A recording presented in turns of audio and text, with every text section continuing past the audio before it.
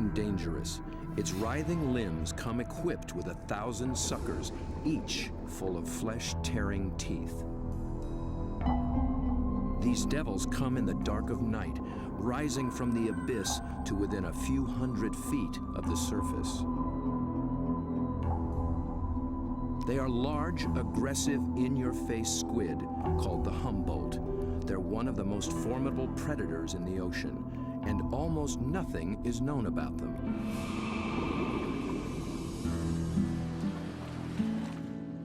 To cameraman Bob Cranston, the Humboldt have become an irresistible challenge. He's one of the few who've descended into their midst,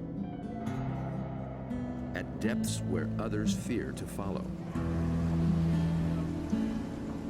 But his last encounter was a close call.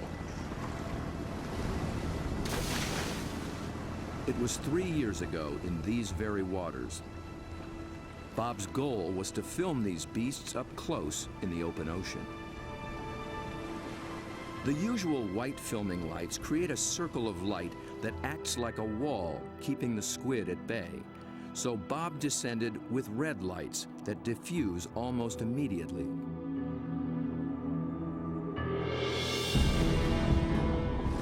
Suddenly, the squid were too close. For an instant, it seemed they would tear him apart.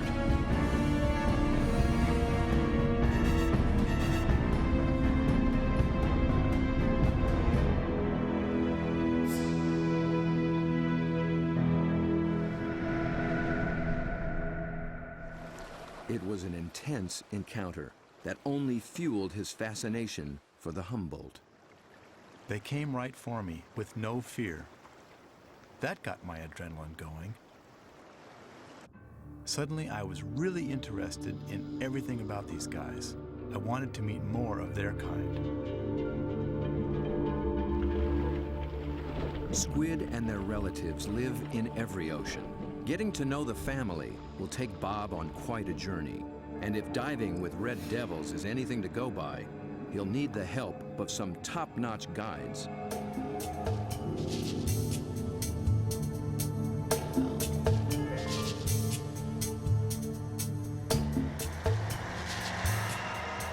Bob begins his quest far to the north in the dark, cold waters of the Pacific Northwest.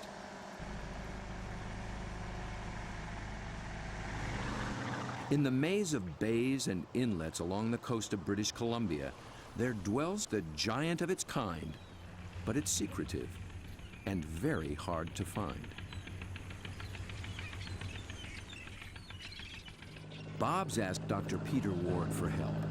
Peter is a paleontologist and an expert on the origins of this creature. He has decades of experience in these waters, and there's no substitute for local knowledge. So Bob, I got some maps of the underwater area we're going to go see tomorrow. Cool. And the nice thing about this, these are really high quality side scan sonars, and they give images in great detail. From these, we can pick out caves or dens, really, where the creatures that we seek can be found. Face to face with my camera. Whatever. Bob's been filming underwater for more than 30 years. He's one of the best at very difficult diving. It's a rebreather, a closed circuit rebreather. The CO carbon dioxide is pulled out, add a little oxygen, it comes back and you breathe it. Same as the guys who walked on the moon. Fantastic. It's really cool. I can stay down there with the creatures and film them for as long as I can stand the cold. The water registers 47 degrees. Without a dry suit, a diver could slip into unconsciousness from the cold in just half an hour. Waterproof zipper. Same zipper they use in spacesuits. Only in a spacesuit, I think they pressurize it. In this suit, you get vacuum packed. Get all these fancy lights. I think that one means low. Getting a little warm. Gotta get in the water soon.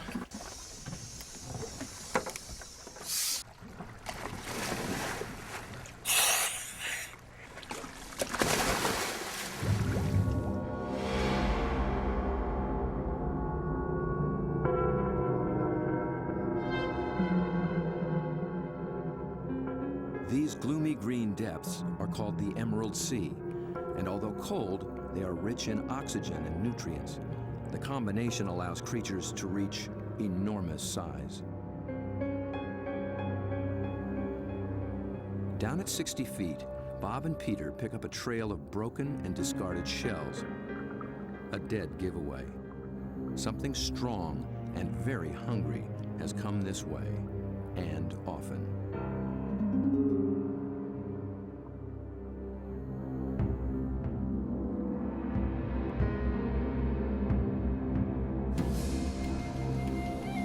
The crab should show more caution.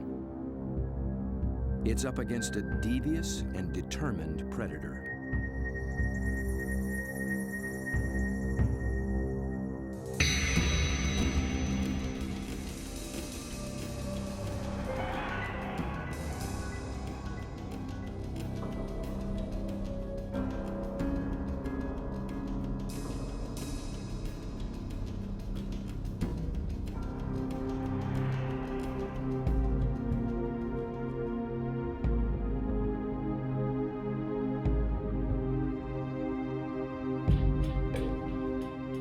As Bob approaches, his quarry appears to have found him.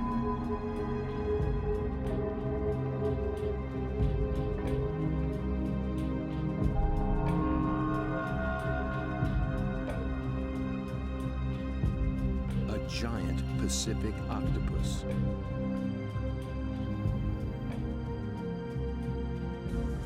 Eight arms of sinewy muscle lined with grasping suckers reach out and gently explore the strange intruder.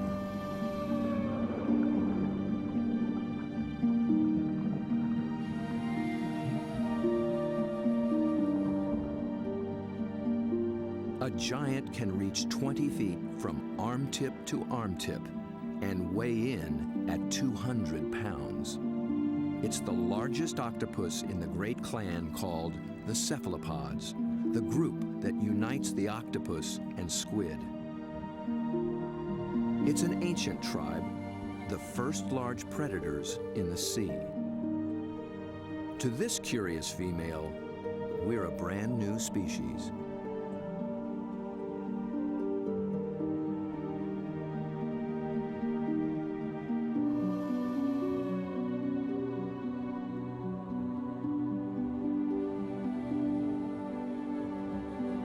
Cephalopod means head-footed, a good beginning in deciphering the octopus's amazing design. The head and body are encased in a large, soft sac, and the foot, derived from its distant relatives, the clams and snails, has become a siphon, a water jet to propel it in any direction.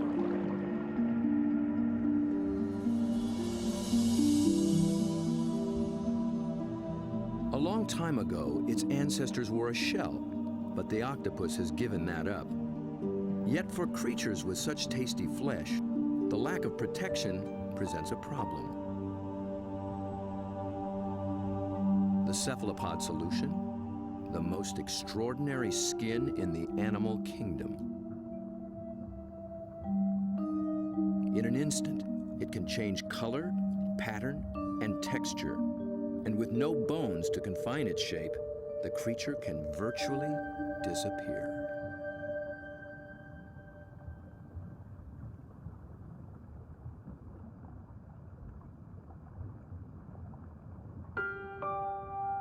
Another female lies sequestered in her den, tending to her brood of eggs. She lays up to 100,000 just once in her life. When they hatch, she will die. These clever, curious creatures won't live long at all. Their entire lifespan is no more than 3 or 4 years.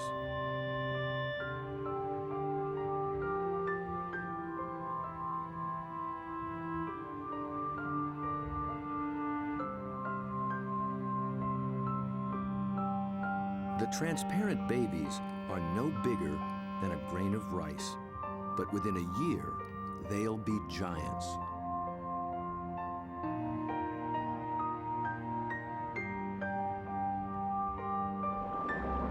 While the lives of these complex beings are all too brief, their line reaches back 500 million years, long before sharks began swimming the seas.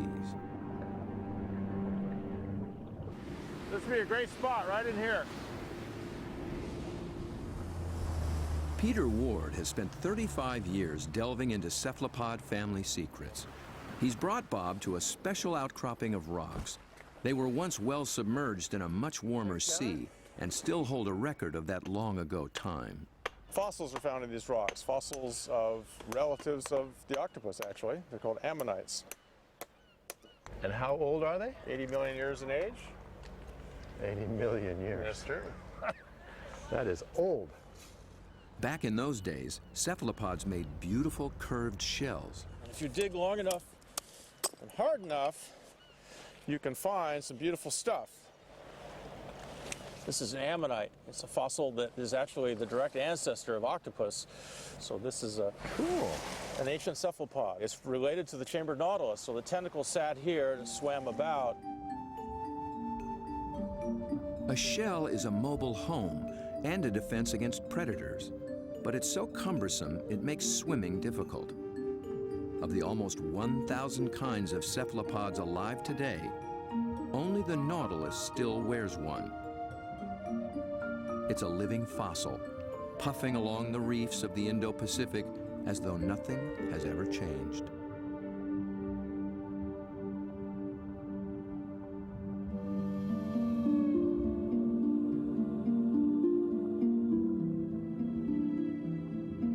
Bob returns for one last dive with the octopus.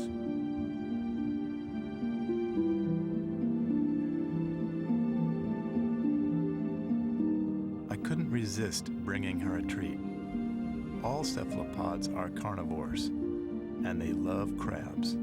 This creature actually reached out to me. I could sense her interest, her intelligence. I could see it in her eyes. There's something about the eyes of these animals just draw human observers in, and especially with the octopus and the cuttlefish, they definitely make visual eye contact with you and maintain it. Dr. John Forsyth studies these creatures' amazing physiology and complex behaviors. And I've come in and played games with octopus where I'll duck down and they'll raise up and look at me, and then I'll raise up and they'll duck down, and this will just go on for 15 or 20 minutes. Like this guy, I can barely see him over there, but when I look up, you know, see, he's coming up. Because I think they look for our eyes. I think they try to make contact with our eyes as well. And I think that's what draws us into watching these animals. Whereas a fish, sometimes I look at a fish and I'm not sure where it's looking. They just have these blank, cold stares. But with a cephalopod, it's really never like that. At the National Resource Center for Cephalopods in Galveston, Texas, John maintains quite a collection. There are several kinds of octopuses, a school of small squid, and another relative, the cuttlefish. For John, the eyes of a cephalopod are not just the windows to its soul. They tell you a lot about how the animal lives. The octopus has a rectangular pupil that captures light reflected off the sea floor. Squid's large round eyes are adapted to seeing darting prey in the twilight of the open ocean.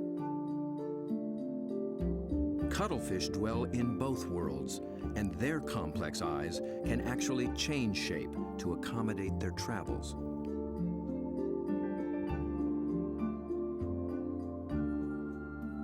But it's not in their eerie eyes that cephalopods reveal their inner feelings. It's in their remarkable skin. Millions of tiny sacs of pigment, called chromatophores, dot their skin, each controlled by minute muscles.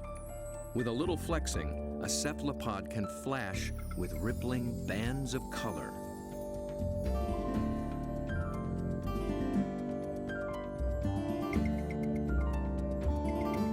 Any sort of excitement, danger, desire, aggression, passion and their skin lights up.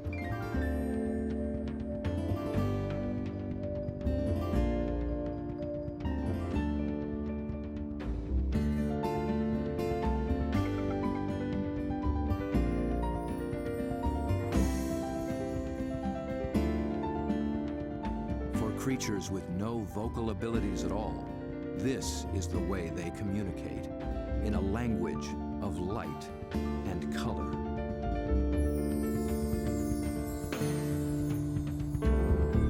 And like an octopus, a cuttlefish can transform its texture, matching its surroundings, hiding in plain sight.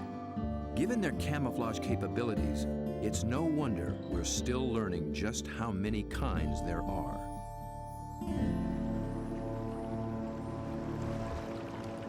One of the hotspots for new discoveries is the narrow Lembah Strait off North Sulawesi in the island chain of Indonesia. It's a pretty scenic spot. It's not pretty joint, isn't it? I mean, it's magical. John and Bob have come here looking for new species of cephalopods. It's a place primed for strange adaptations. In the shallow, warm water, light and temperatures remain constant, but the channels, inlets, bays, and lagoons create many small, separate habitats, and that leads to high diversity. This is John's fourth trip to Lembah Strait, and each time, something surprising turns up. He's brought Bob to a spot called Ritaklari, which in local slang means the muck.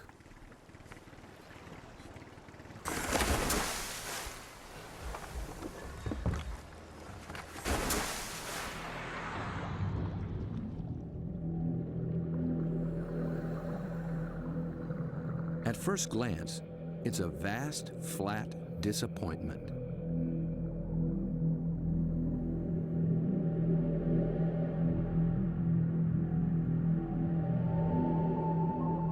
But wait here quietly, and a lot of what looks like sand begins looking back.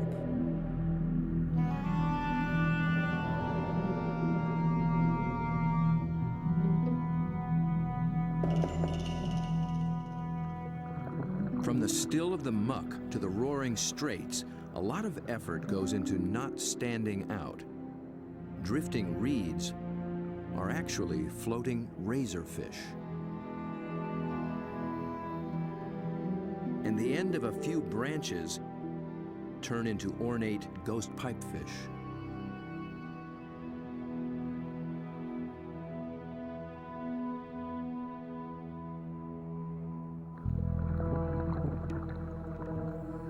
Out in the high-speed tides and swirling eddies, fish work hard to keep their footing, digging into the bottom with spine-like fins.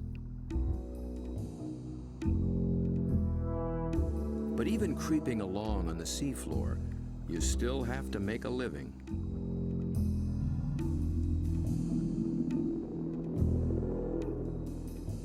A harmless-looking weed rolling in the current is a hairy frogfish trolling for a meal.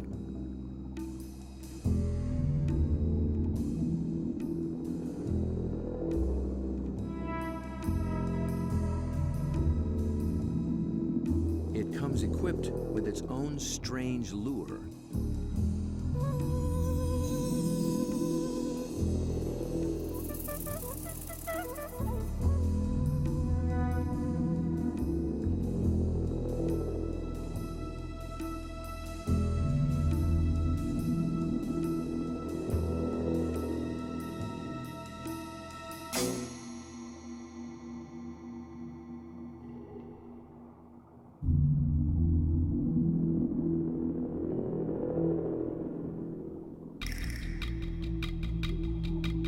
The sand offers the best retreat, but the crab has already been spotted.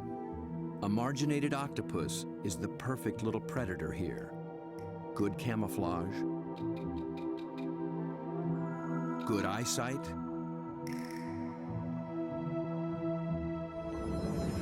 good grip.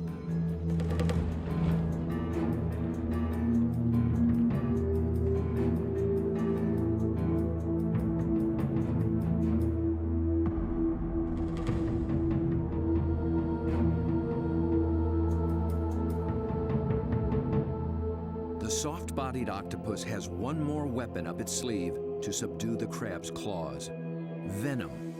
It finds a chink in the crab's armor, injects a neurotoxin, and the struggle is over.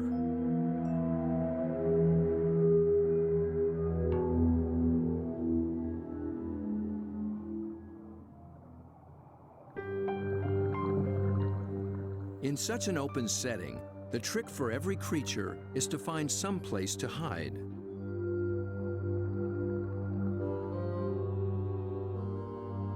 An octopus fits in just about anywhere, and John finds one tucked into a piece of discarded pipe.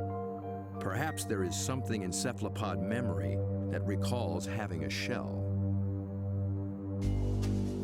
Bob and John find this little octopus ambling along with a dark brown bottle tucked under his arms. The bottle turned out to be his home, and he took it with him everywhere. So I thought I'd offer him a new fancy place and see if he's interested in trading spaces.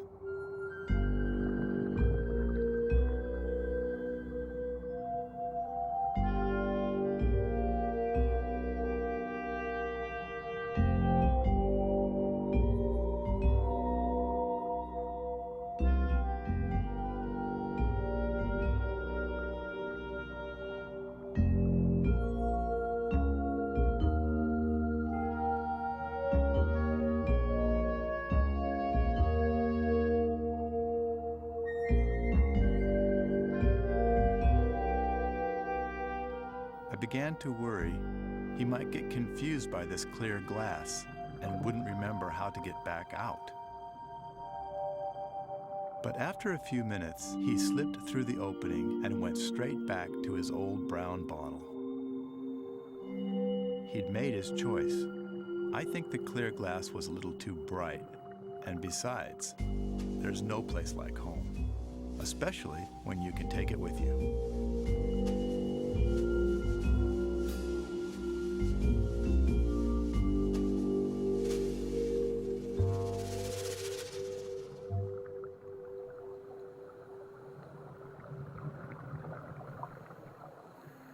In the husks of old coconut shells, they find the pearl-like eggs of one of John's favorite creatures.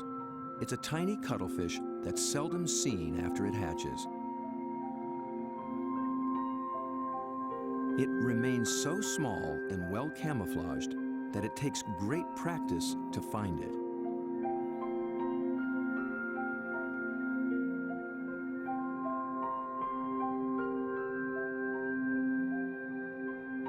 Down on the sea floor, it appears to walk across the bright stones, its rippling colors blending in and standing out. It's called the flamboyant. The flamboyant cuttlefish is really in a class by itself, even among cephalopods in a lot of ways. First of all, the vibrant, dynamic, bright colors, the brilliant yellows, the magentas, the pinks and browns.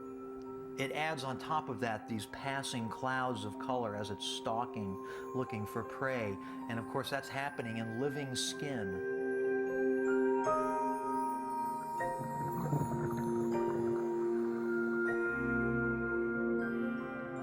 A lot of these animals are surprisingly bold. The flamboyant actually seems to like being under the lights. It begins hunting as soon as we start filming.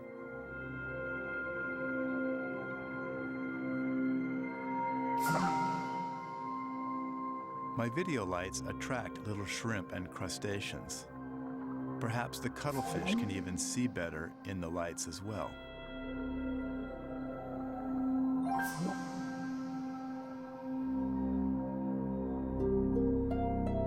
It's only when John sticks out an enormous hand that we see the scale of this little hunter. Next to a 6-foot Humboldt and a giant octopus, it's hard to believe it's one of the family.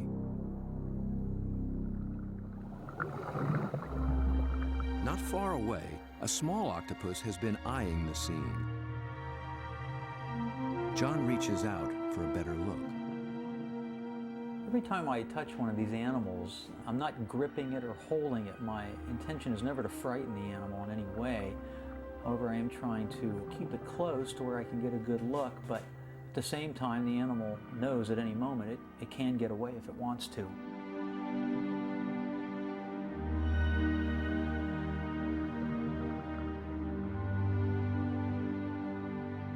This octopus gets away all too soon. John thinks it may be a brand new species never seen before.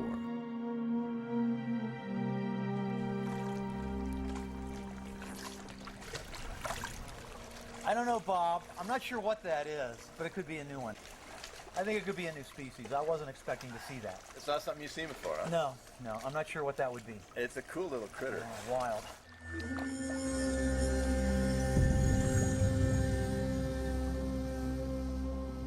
The waters of Sulawesi are full of new discoveries, and one is an octopus designed with a special brand of disguise.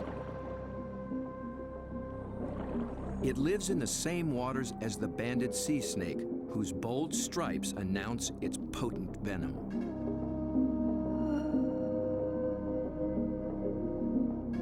These are banded arms that can make the same impression. When disturbed, the octopus flashes and intensifies the stripes, becoming a sea serpent, coiled and deadly.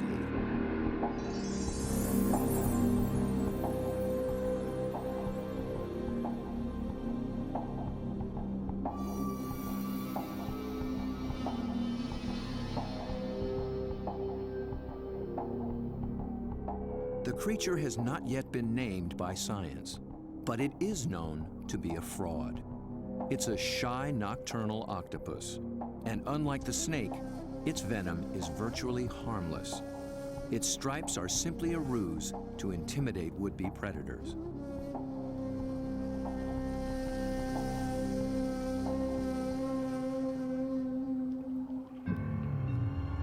The real killer is a delicate jewel-toned creature, the blue-ringed octopus. The flashing blue neon is no false alarm. Its poison can immobilize every muscle in the human body. There is no antidote. But all it's really after is a crab.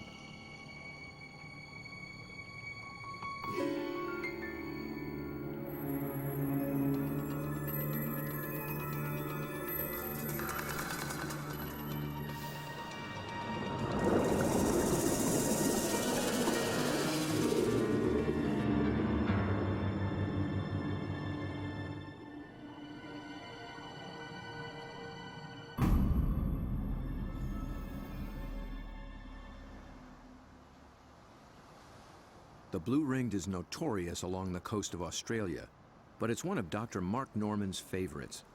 As curator of marine invertebrates at Museum Victoria, his fieldwork in all 7 seas has revolutionized what we know about cephalopods. It's really hard to estimate how many species of cephalopods, or in particular octopuses, we have worldwide, because we're still in the period of discovery. They thought there was about 100 species of octopus in the world, and we've found 150 new species in the last 10 years through the Indian and Pacific Oceans and Australia and up through Asia. And these groups of animals, it's not hard to find new species. Almost everything we touch is new.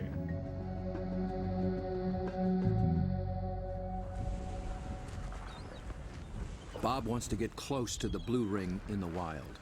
So Mark, this is a shortcut to the beach? Yep, it's a great place to collect crabs. Through the graveyard, eh? Yep. So are these the bodies of the people who have been bitten by blue ring octopus? No, very few people have died from blue ring bites. He's more likely to have died choking to death on his calamari meal at the local pub. So this is where the crabs live? Yep, they hide up here at low tide under the rocks. As the guide to the blue ring, Mark starts Bob off with their prey. Lots of little crabs. Yeah. You need a nice juicy one. There you go.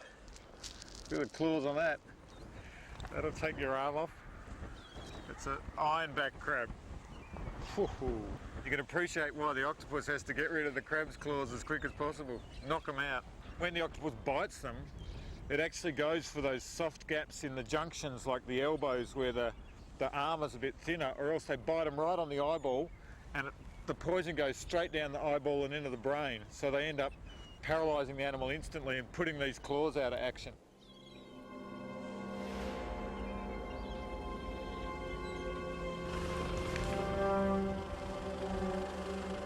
The dive begins after dark, when blue rings are most active. And it's not off some wild, remote beach. The deadly blue ring lives just beneath the town pier.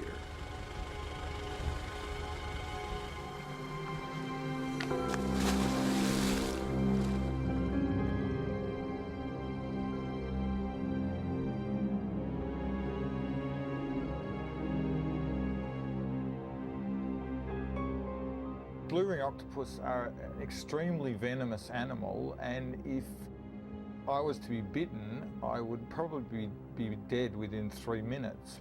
Your body would start stiffening up and you'd lose the capacity to breathe, you'd lose the capacity to wave or walk or run away, you'd run out of oxygen and you'd suffocate. But these little animals are really shy, really secretive, and the last thing they want to do is attack humans. They don't eat humans, they don't drag people out of their cars and drag them down the beach. They just feed on crabs. But tonight, not even a crab could catch its attention. This is a male, and he's just found a female. 2 wild blue rings are preparing to mate.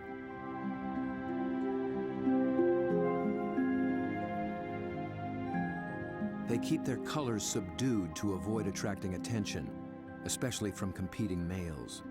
No flashing their electric blue. A temporary aquarium helps Bob film what happens next. After a few minutes of courtship, the male gently slips a special arm into the female's gill slit. He's depositing a packet of sperm, which she will use later to fertilize her eggs.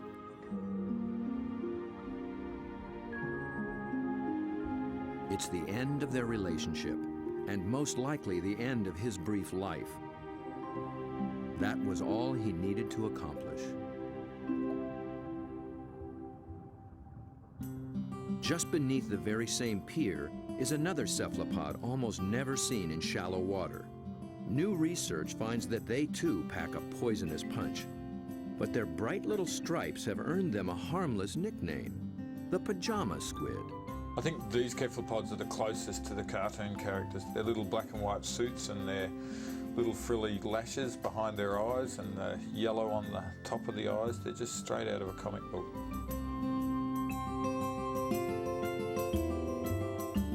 The pajama squid seem to have taken a cue from the blue rings. Males grab any passing female and then they try as hard as they can to reposition them so that they're face on, ready to mate, sort of suckers to suckers.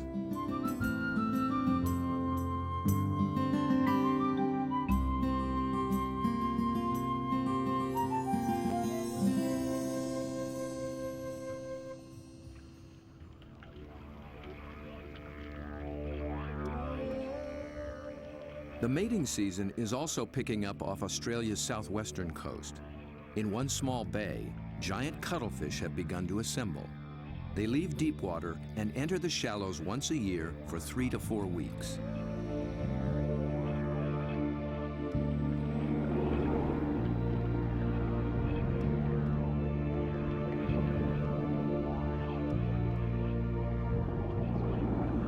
The males are 3 feet and massive, with 8 flowing arms and 1 all-consuming purpose.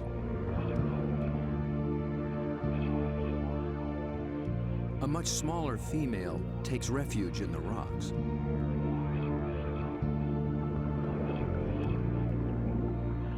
The males waste no time taking on their rivals. They flash and ripple with aggression. Their control is so subtle that they can isolate and flex just the flank facing the opposing male. The other flank communicates a solid, dependable side to any nearby female.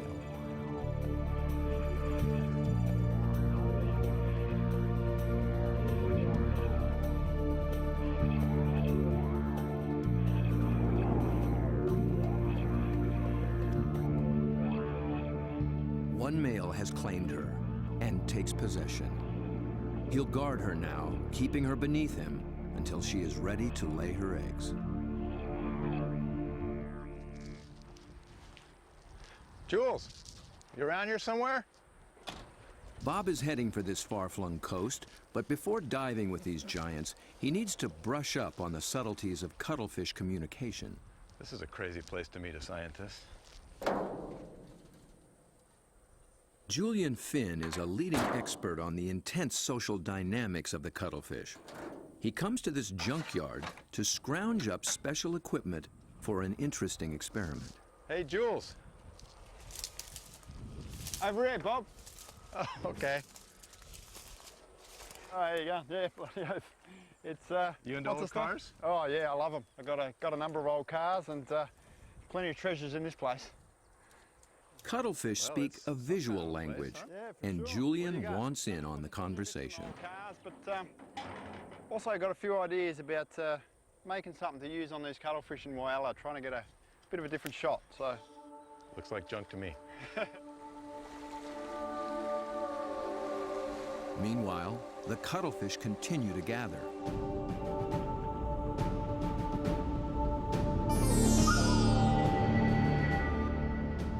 Their complex communication escalates into a kaleidoscope of colors. Opponents toss each other in the rolling tide, and things start getting rough.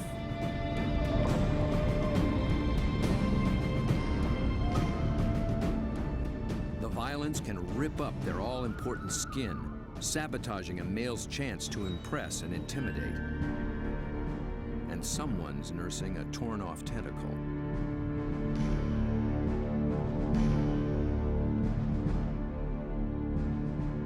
In a temporary standoff, a large male guards his female from two other heavyweights, while a little male, too small to take seriously, hovers on the sidelines.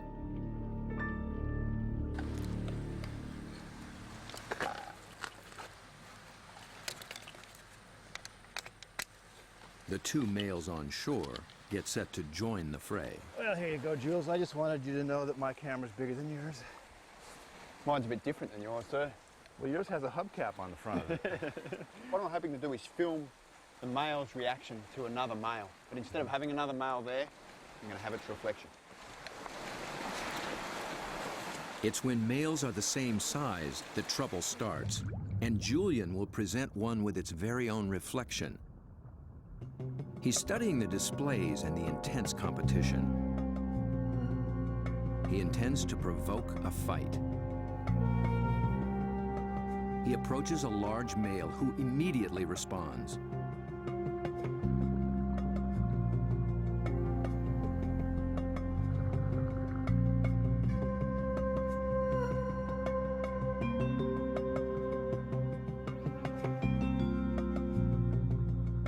The cuttlefish becomes increasingly absorbed with his own image, but instead of a conflict, the story takes a surprising turn.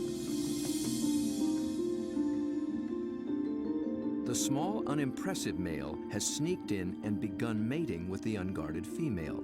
He's not signaled, nor flashed, nor dazzled. He simply grabbed the female for his own, making every attempt to look as much like her as possible.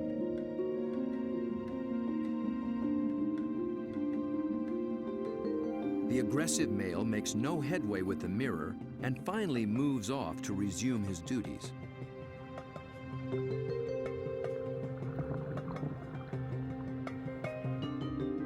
But he's still distracted, still flashing, and doesn't recognize that his female is mating right under his nose. The little male looks so like another female, he doesn't see the threat.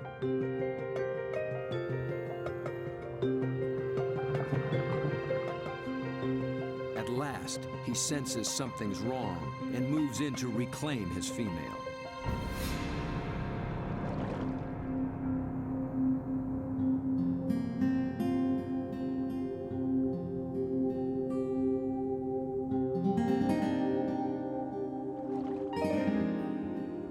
To re-establish their relationship, he presents her with the gift of a crab.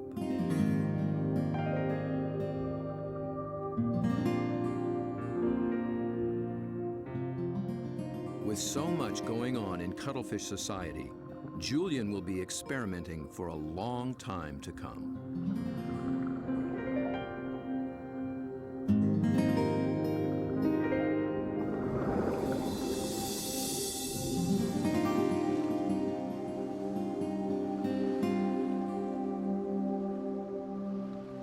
Julian's attempt to interact with the cuttlefish and crack their code has given Bob a daring but dangerous idea.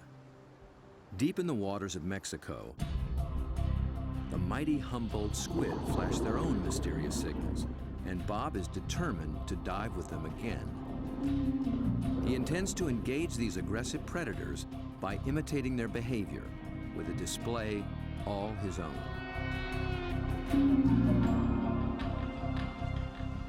Mark Norman and Julian Finn think he's close to crazy.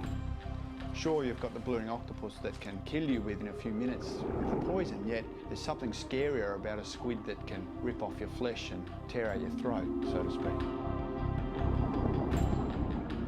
I think you'd be really sensible to work with shark cages with those animals, because the stories I've heard, and they're these massive animals that will effectively skeletonise a cow in a minute because they're such voracious predators. Bob Cranston has no intention of taking this advice. His whole goal is to interact with these squid on their terms, in their world.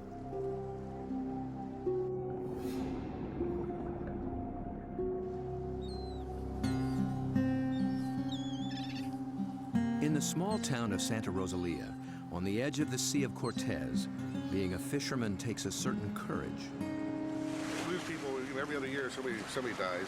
I had a friend that they found floating in the ocean last year. It's lucky they found him because you know they're carnivorous. They'll eat you. I mean, they will eat you. The squid will eat you. The squid will eat you. If you fall into the ocean, they'll get you with their tentacles. You'll drown, and then they'll all the rest of them will just eat you.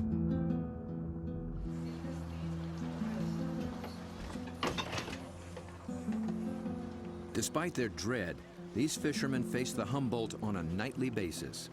Bob will need their help if he hopes to find when and where the squid are rising.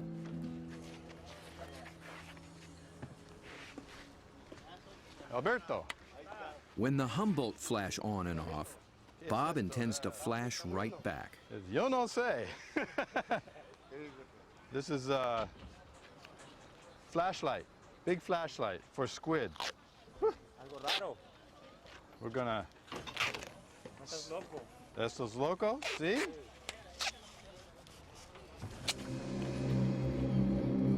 Bob knows perhaps better than anyone just what Humboldt are capable of.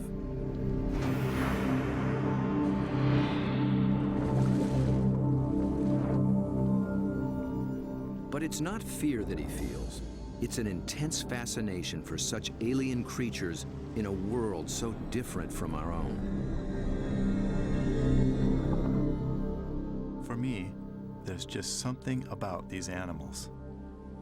Maybe it's because this type of diving in itself is a great challenge. It's hard to work at these depths. I've managed to go down and physically touch these fantastic creatures, but somehow they're the ones that have taken a hold of me.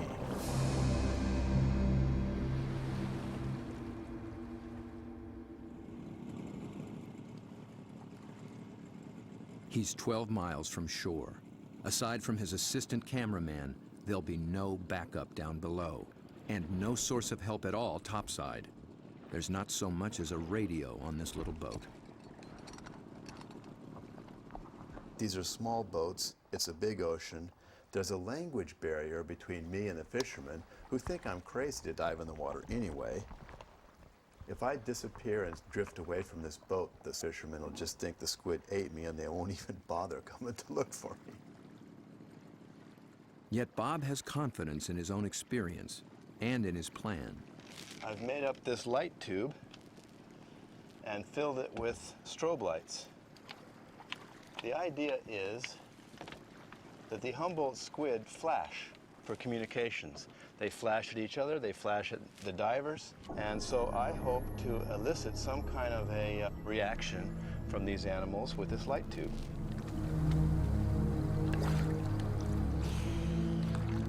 Beneath the boat lies 1,000 feet of open water and sea monsters.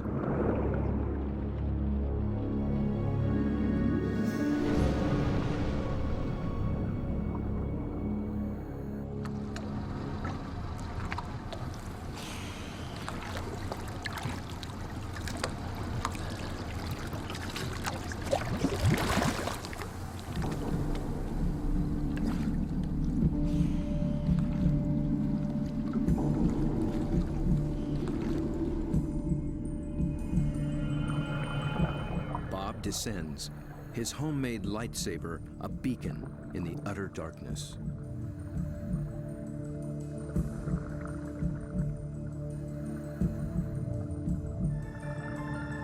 Right away, there's a complete surprise. Mobile arrays. They're seldom seen in a school like this. Already the night has taken on unexpected possibilities.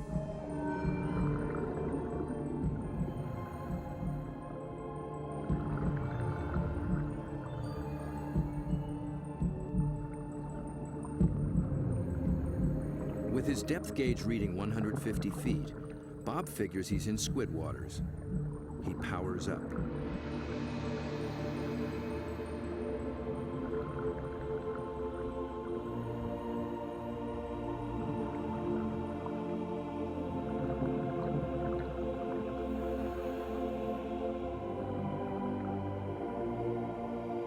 A giant swarm of pink krill mobs the lights. Suddenly, Bob's in the middle of a midnight feeding frenzy.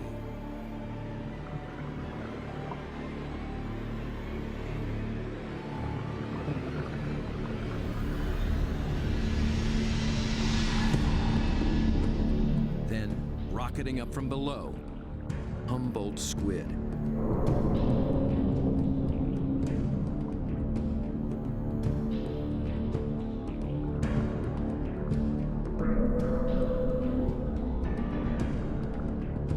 Flashing red and white. Bob tries to get clear of the krill into better visibility. And he's caught the squid's attention.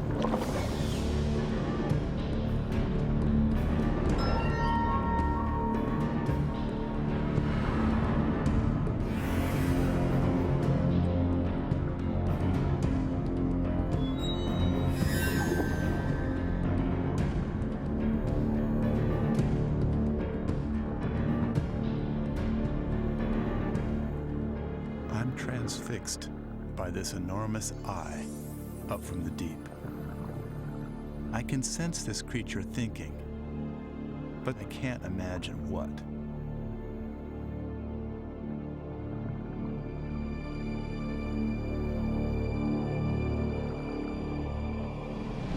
A minute later, contact. The squid grabs hold, testing the light the only way it can.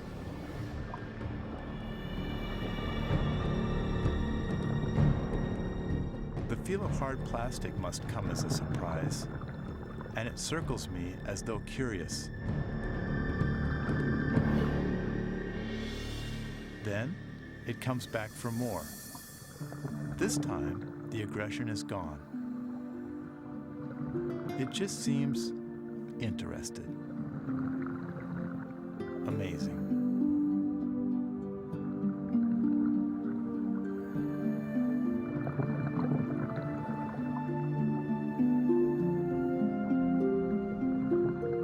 Play for a moment.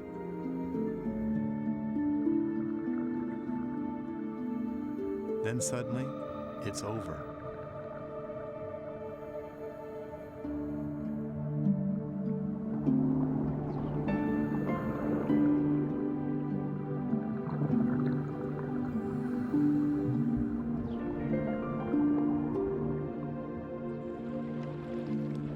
The fishermen are relieved just to see me alive. But I climb back in the boat, knowing something remarkable has just happened. I danced with the devil down in the deep, and I'm already thinking about the next dive.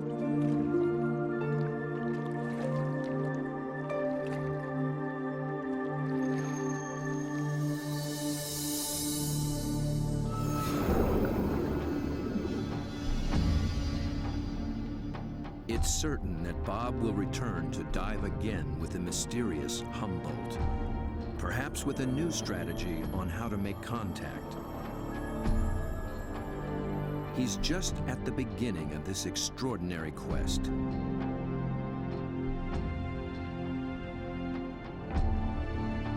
But who will he meet next time in the waters below? Friend or foe?